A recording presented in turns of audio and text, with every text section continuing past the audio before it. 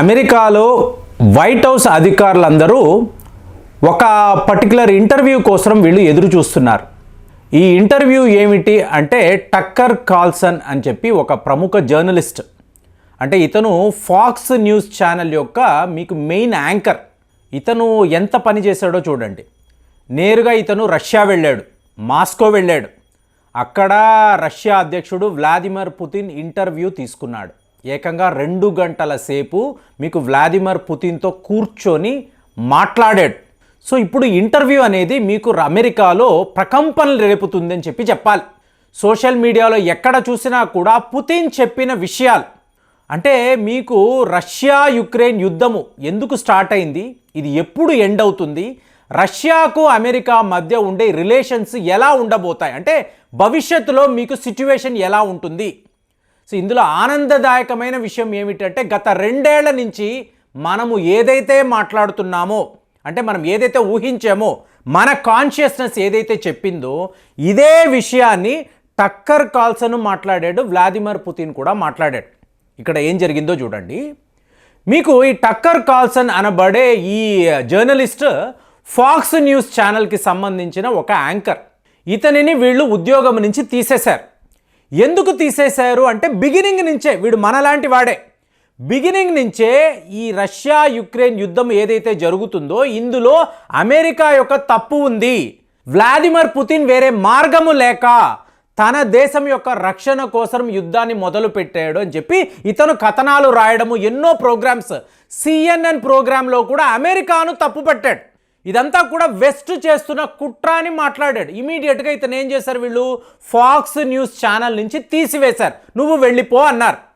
So ఇదంతా గమనించిన Elon Musk, కాదురా నువ్వు చెప్తున్నది కరెక్ట్. ఎందుకంటే చూడండి, ఈలాన్ మస్క్ కూడా బిగినింగ్ నుంచి రష్యా అధ్యక్షుడు వ్లాదిమిర్ పుతిన్ చేస్తున్నది తప్పు అని మాట్లాడుతూ వచ్చాడు. సడన్గా అతనికి సిచ్యువేషన్ అర్థమైంది, ఇదంతా కూడా జో బైడెన్ చేస్తున్న కుట్ర అని చెప్పి ఇతను బాగా అర్థం చేసుకున్నాడు. దాంతో ఇవాళ ఏంటంటే ఇతను ఒక ప్రో రష్యా వ్యక్తిగా పుతిన్కి సపోర్టర్గా నిలబడ్డాడు. ఎవరు? Elon Musk. సో ఇమీడియట్గా ఇతను ఏం చేశాడు, మీకు టక్కర్ కార్ల్సన్ నువ్వు నాతో కలిసిపో, మనము freedom of expression, freedom of స్పీచ్కి వాల్యూ ఇవ్వాలి, నువ్వు మాట్లాడు, నువ్వు ఎలాగైనా మాట్లాడు, నా ఛానల్లో ఎటువంటి సెన్సార్షిప్ ఉండదు, నువ్వు ఏ నిజాన్ని చెప్తున్నావో యాజ్ ఇట్ ఈస్గా ప్రజలకు చేర్చే బాధ్యత నాది అని చెప్పి ఈలాన్ మస్క్ కూడా మాట్లాడ్డాం. గత 2-3 నెలల నుంచి మీరు చూసారనుకోండి, ఈలాన్ మస్క్ వ్లాదిమిర్ పుతిన్కి విపరీతంగా మీకు సపోర్ట్ చేస్తున్నాడు. ఎందుకు అంటే ఈ ఇంటర్వ్యూ. సో ఫైనల్గా పుతిన్ గారు మాట్లాడాలి, ఒక ఇంటర్వ్యూ ఇవ్వాలి. ఎవరికి ఇవ్వాలి అన్నప్పుడు ఒక అమెరికా జర్నలిస్ట్ అయితే కరెక్ట్గా ఉంటుంది. అతను కూడా ఏంటి, కాన్షియస్గా ఎటువంటి అబద్ధాలు చెప్పని వ్యక్తిగా ఉండాలి. అమెరికా అంటేనే మీకు జో బైడెన్ అంటేనే అబద్ధాలు, వెస్టర్న్ మీడియాలో రాసే ప్రతి ఒక్క కథనము కూడా తప్పుడు ప్రచారం అని చెప్పి పుతిన్ అనుకోవడంతో కరెక్ట్గా మీకు టక్కర్ కార్ల్సన్ వీళ్ళకి దొరికాడు. సో పుతిన్ గారు మాట్లాడడానికి ఇష్టపడుతున్నారు, మీరు మాస్కో రావాలి, మాస్కో వచ్చి ఇక్కడ మీరు పుతిన్ గారిని కలవాలి, మీ రక్షణ మా బాధ్యత అని చెప్పి రష్యా ప్రభుత్వం కూడా చెప్పింది. సో నేరుగా మీకు టక్కర్ కార్ల్సన్ మీకు మాస్కో వెళ్ళాడు, పుతిన్ గారిని కలిశాడు. సో ఇందులో పుతిన్ గారు చెప్పిన విషయాలు చెప్తున్నా కదండి, మీరు నేను ఏదైతే ఆలోచించామో, గత 2 ఏళ్ల పాటు రష్యాకు సపోర్ట్గా మాట్లాడుతున్నామో దీనిని ఫైనల్గా ఇవాళ అమెరికా ప్రజలు కూడా ఆమోదిస్తున్నారు. ఎంతోమంది ఫ్యాన్ బాయ్స్ అంటారు, ఇవాళ పుతిన్కి ఫ్యాన్ బాయ్స్ లక్షలలో పెరిగిపోయారు. ఎక్కడ? అమెరికాలో. ఎందుకు? మీరు నిజాయితీగా ఉండాలి. ఎందుకండి ఇవాళ మీకు ఇంతంత యుద్ధాలు, ఎందుకు ఇంత ప్రాణ నష్టము, ఎందుకు ఇంత ఆస్తి నష్టము, దీనికి అమెరికా ఎప్పుడూ కూడా జవాబు చెప్పదు. కానీ పుతిన్ చెప్తున్నాడు. మీకు టక్కర్ కార్ల్సన్ అడిగిన చాలా ముఖ్యమైన ఒక ప్రశ్న, అమెరికా మీపై సంధించిన అతిపెద్ద ఆయుధము ఏమిటి? సో ఇమీడియట్గా ఇదేమి న్యూక్లియర్ వార్ కాదు కదండి, వాళ్ళ దగ్గర ఉండే F-35 విమానాలు మా మీద ప్రయోగించలేదు కదా. పుతిన్ చెప్పిన జవాబు ఏమిటంటే, అమెరికా మా మీద సంధించిన అతిపెద్ద అస్త్రము శాంక్షన్స్. కానీ ఈ శాంక్షన్స్ విషయంలో అమెరికా ఓడిపోయింది. ఎందుకు ఓడిపోయిందంటే భారత్ లాంటి దేశాలు మాతో ఉండడము. ఇండియా ఏ స్టేజ్లో కూడా అమెరికా ఈ శాంక్షన్స్ని మనం ఒప్పుకోలేదు. అసలు మనం పట్టించుకోనే లేదు. ఇవాళ కూడా మీరు చూశారనుకోండి, అమెరికాలో ఎక్కడ లేని ఒక సంచలనం ఏమిటి, భారత్కి రష్యాకు మధ్య ఇంతకు ముందు ఎప్పుడూ లేని ఒక ఆయిల్ ఒప్పందాన్ని ఇవాళ ఇండియాకు సంబంధించిన కంపెనీస్, ఇండియన్ ఆయిల్ అనండి, హిందుస్థాన్ పెట్రోలియం, అలాగే భారత్ పెట్రోలియం, వీళ్ళు కలిసి పలానా టారిఫ్లో ఇన్ని బ్యారల్స్ ఆఫ్ ఆయిల్స్ మీ దగ్గర కొంటాము, ఒక కమిట్మెంట్ ఇవ్వండి, రేపు మళ్ళీ ఇది కుదరదు, సో ఇవాళ ఒక రేటు రేపు ఒక రేటు, ఇవి మాట్లాడకండి అని చెప్పి మనం ఒక ఆఫర్ రష్యా వాళ్ళకి ఇచ్చాం. సో ఆటోమేటిక్గా ఏమవుతుంది, మీకు ఇది అమెరికాకు చాలా పెద్ద దెబ్బ. అంటే మనం ఇంకా కూడా రష్యాకు క్లోజ్ అవుతున్నాం. దీనినే పుతిన్ మాట్లాడుతున్నాడు. ఎన్నో మేజర్ కంట్రీస్ మీకు అమెరికా చేసిన శాంక్షన్స్ను వాళ్ళు పట్టించుకోలేదు అంటే చైనా, ఇండియా గురించి మాట్లాడుతున్నాడు. అలాగే రెండవ విషయం, ఈ నార్డ్ స్ట్రీమ్ అనే ఈ పైప్ లైన్ను ఎవరు పేల్చారు? వెంటనే పుతిన్ గారు ఏమన్నారంటే, నువ్వే పేల్చావు, నువ్వుంటే అమెరికా, నువ్వే పేల్చావు అంటే, అయ్యో నేను ఆ రోజు చాలా బిజీగా ఉన్నానండి, నేను పేల్చలేదు, కానీ మీ దగ్గర ఆధారాలు ఉంటాయి కదా, ప్రతిదానికి మీరు ఎవిడెన్స్ పెట్టుకుంటారు కదా అంటే, మీ వెస్టర్న్ మీడియా రాస్తున్న తప్పుడు కథనాలను ఎవరూ ఆపలేరండి. కాబట్టి అమెరికా వచ్చి ఇలాంటి ఫేక్ న్యూస్లే స్ప్రెడ్ చేస్తూ ఉంటారు.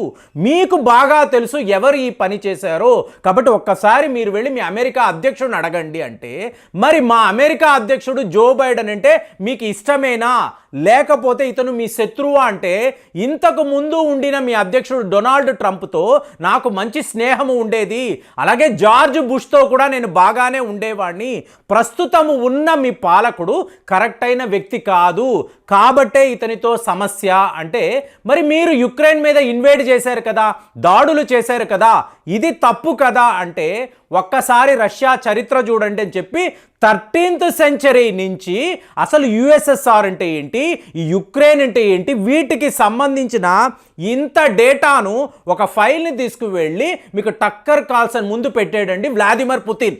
సో దీనిని చదివిన తరువాత రష్యా ఏం చేస్తుందో ప్రపంచానికి అర్థమవుతుంది. దీనిని మీరు చదవండి, మీ ఛానల్లో కూడా చెప్పండి, మీ అమెరికన్స్ తెలుసుకుంటారు అని చెప్పి ఒక గొప్ప సత్యాన్ని ఇవాళ అమెరికాకు చెప్పాడు పుతిన్. ఏంటంటే, ఇప్పుడు యుఎస్ఎస్ఆర్ ఉన్నప్పుడు ఇదే యుక్రెయిన్ ప్రాంతంలో మీకు కుప్పలు తెప్పలుగా రష్యన్స్ నివసించేవాళ్ళండి. అంటే మీకు లూహాన్స్ అనండి, డోనాన్స్క్ అనండి, కార్సన్ అనండి, ఈ ప్రాంతాల్లో మీకు రష్యన్స్ ఎక్కువగా ఉంటారు. తరువాత ఈ దేశము 15 ముక్కలుగా విడిపోయింది. కాబట్టి ఇక్కడ నివసించే ప్రజలు రష్యన్సే, కానీ వీళ్ళు యుక్రెయిన్లో ఉంటారు. ఎప్పుడూ ఏ సమస్య రాలేదు. అంటే మీకు టక్కర్ కార్ల్సన్ అడుగుతున్నాడు, 24 ఏళ్ల నుంచి రష్యాను మీరే కదా పాలిస్తున్నారు, మరి అప్పుడే నిర్ణయం తీసుకోవచ్చు కదా, అప్పుడే యుక్రెయిన్ని మీరు అణగదొక్కొచ్చు కదా, అప్పుడు ఎందుకు చెయ్యలేదంటే, ఆ రోజుల్లో మా రష్యన్స్ యుక్రెయిన్లో చాలా సుఖశాంతులతోనే ఉండేవాళ్ళండి. ప్రస్తుతం వచ్చిన జెలెన్స్కీ అమెరికాలో ఉండే అధ్యక్షుడు, వీళ్లకు ఏదో ఒక మోటివ్ ఉంది కాబట్టి వీళ్ళు నన్ను రెచ్చగొట్టారు, నియోనాజిజంని వీళ్ళు తీసుకొచ్చారు. ఏంటి, మీకు యుక్రెయిన్ అంటేనే ఒక జూయిష్ కంట్రీ, అందులో మీకు పాలకుడు జెలెన్స్కీ ఒక హిట్లర్ అయ్యాడు అనుకోండి, అక్కడ నివసించే ప్రజల పరిస్థితి ఏంటి?